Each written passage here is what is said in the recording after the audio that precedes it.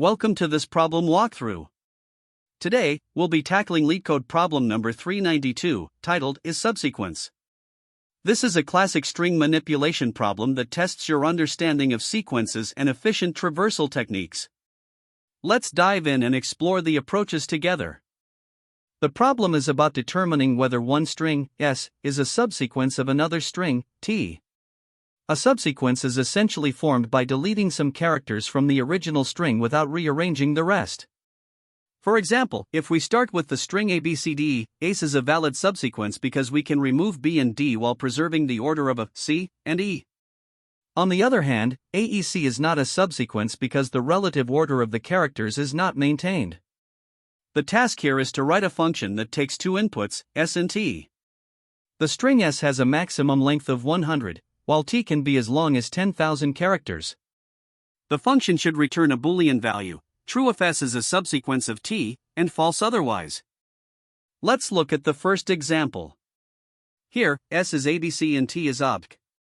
The function should return true.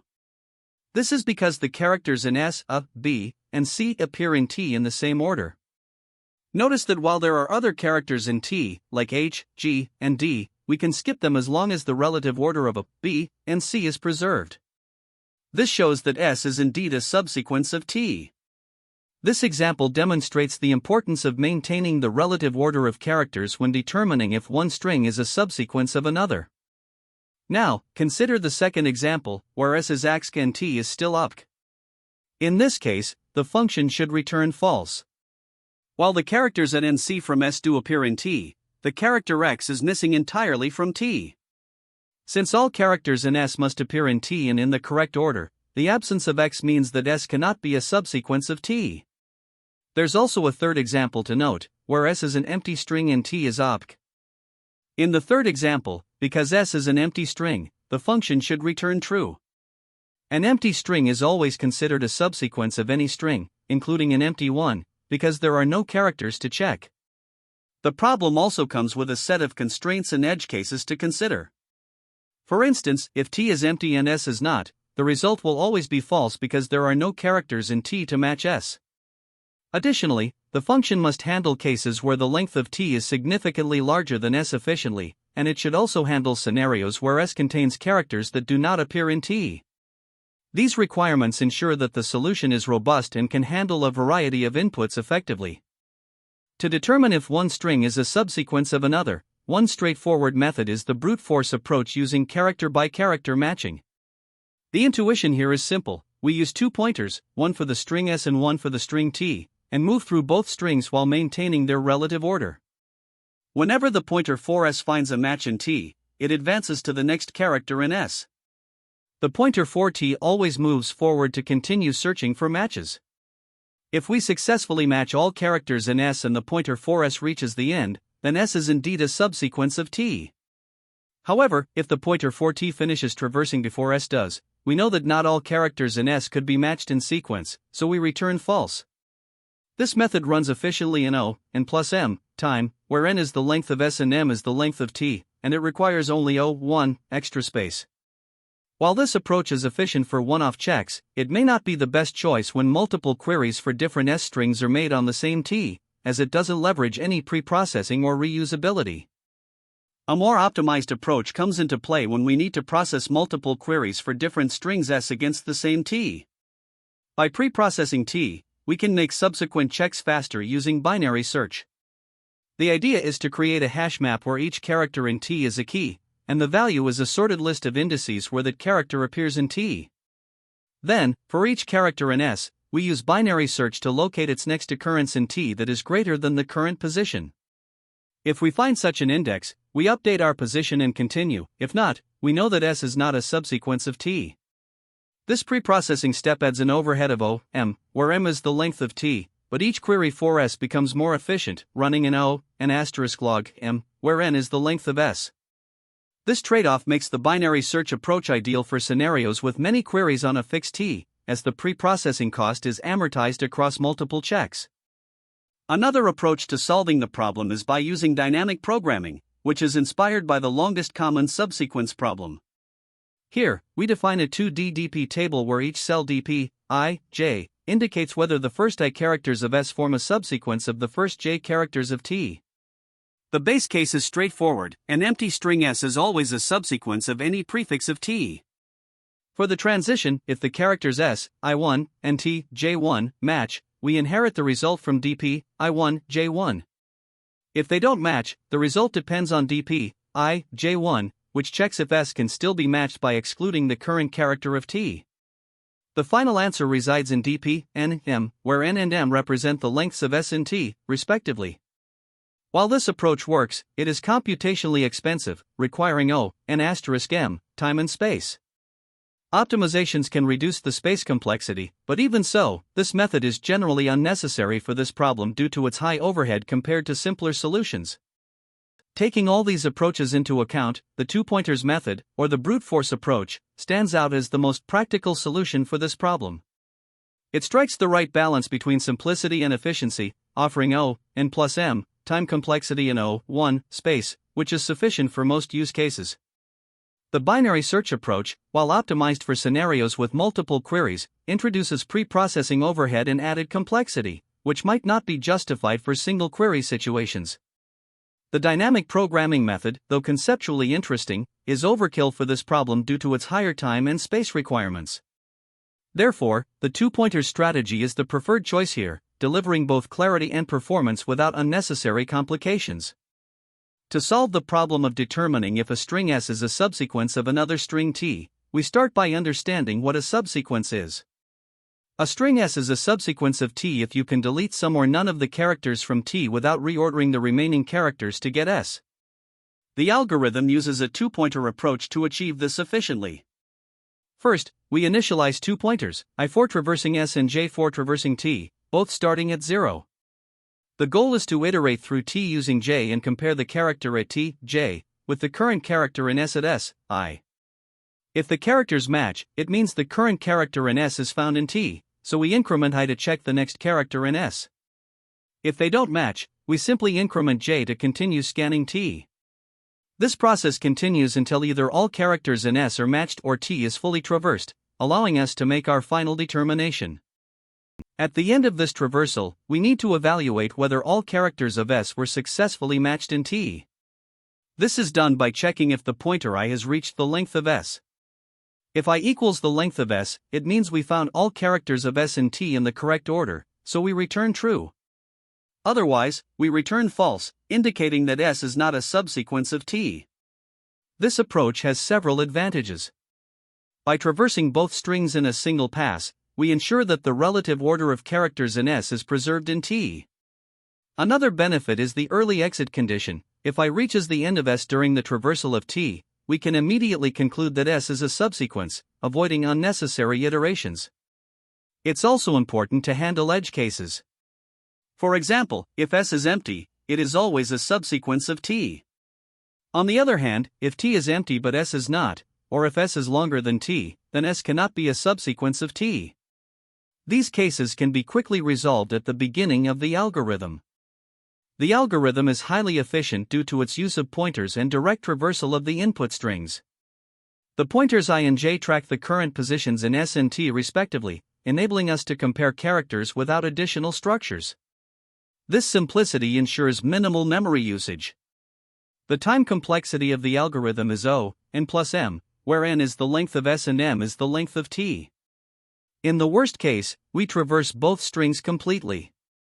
The space complexity is O, 1, as we only use two pointers and no extra data structures. This makes the approach well suited for scenarios where memory efficiency is important, such as when working with large strings. Let's go through an example to see how the algorithm works in practice. Suppose S is ABC and T is obc. We start with I and J both at 0. First, we compare S, I, with T, J, Since they match, we increment I to 1 to move to the next character in S. We then compare S, I, B, with T, J plus 1, H. They don't match, so we increment J to 2 to continue scanning T. Next, we compare S, I, B, with T, J plus 2, B. This is a match, so we increment I to 2. Now, we compare S, I, C, with T, J plus 3, G. No match, so we increment J to 4. We then compare S, I, C with T, J plus 4, D. Still no match, so we increment J to 5. Finally, we compare S, I, C with T, J plus 5, C. This is a match, so we increment I to 3. Since I now equals the length of S, we return true, indicating that S is a subsequence of T. It's important to consider edge cases to ensure the algorithm handles all scenarios correctly. For instance, if S is an empty string and T is obc, the result is true because an empty string is always a subsequence of any string. On the other hand, if S is ABC and T is empty, the result is false because a non-empty string cannot be a subsequence of an empty string. Another interesting case is when S is AXC and T is obc. Here, the algorithm will return false because X does not appear in T. These edge cases highlight the robustness of the algorithm and its ability to handle strings of varying lengths and contents. This solution determines if the string S is a subsequence of the string T using a two-pointer approach. The function isSubsequence begins by initializing two pointers, I and j, to traverse the strings S and T respectively. Both pointers start at index 0. The while loop runs as long as there are characters left in both strings. Inside the loop, the algorithm checks if the current characters of S and T, I, S, I, and T, J, match. If they do, the pointer I is increment to check the next character in S. Regardless of whether the characters match, the pointer J is always increment, ensuring that every character in T is examined. The loop exits when either all characters of S are matched, i.e., I equals len, S, or the end of T is reached. After the loop, the function returns whether I equals the length of S. This condition is true only if all characters of S were found in T in the correct order. This approach efficiently checks for subsequence using a single pass through T, making it optimal for the problem. The time complexity is O, n plus m, where n is the length of S and m is the length of T. The space complexity is O, 1, as no additional memory is used beyond the two pointers.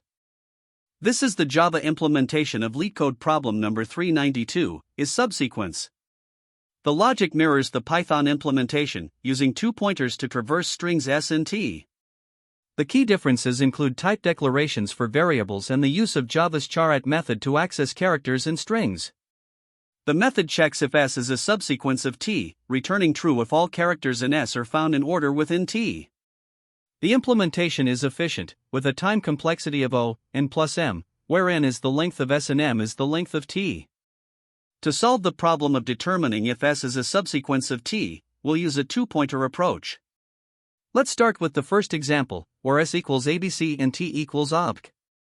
We initialize two pointers, I equals 0 to track the position in S, and j equals 0 to track the position in T. The goal is to iterate through T while checking if the characters in S appear in the same order. First, we compare S, 0, with T, 0, Since they match, we move both pointers forward, updating I to 1 and j to 1. Next, we compare S, 1, B, with T, 1, H. This time, they don't match, so we only move the j pointer to 2. Now, S, 1, B matches T, 2, B, so we move both pointers again, setting I to 2 and j to 3. We continue this process, comparing S, 2, C, with T, 3, G, which doesn't match, so we increment j to 4. Then, we check S, 2, C, against T, 4, D, which also doesn't match, so j moves to 5. Finally, S, 2, C matches T, 5, C, so we increment both pointers to I equals 3 and j equals 6.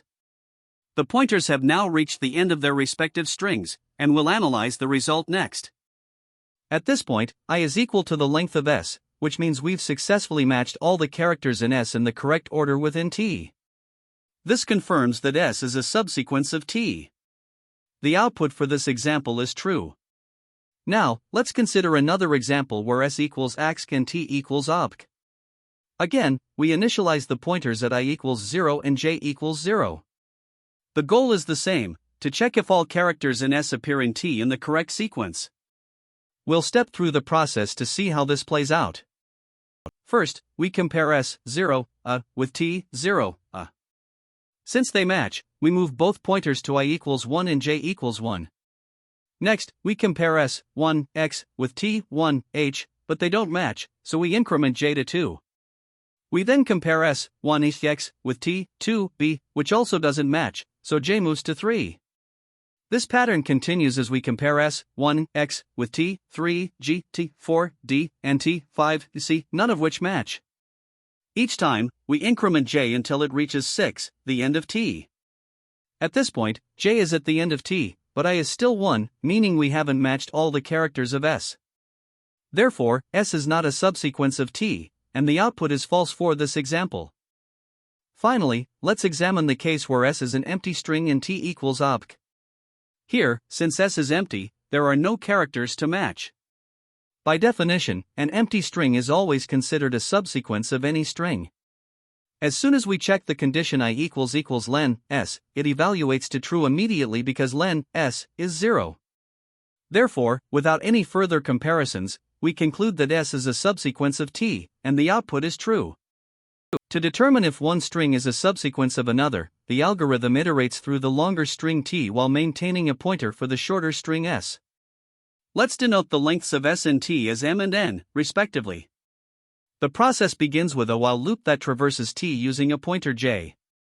This loop continues as long as j hasn't reached the end of T and I hasn't reached the end of S.